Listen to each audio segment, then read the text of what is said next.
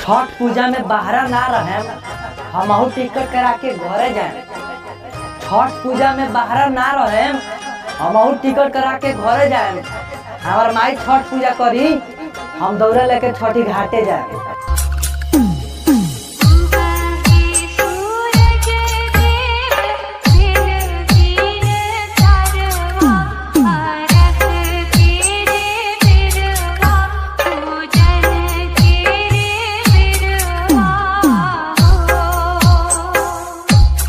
असो के छठ में गावे बानी नैहर अइबू की ना।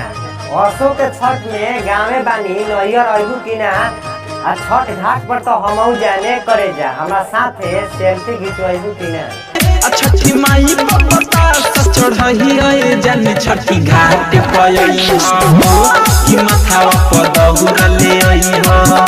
ए जानी छठी घाट पयई हो कि माथावा पर दहुरा ले आई हो।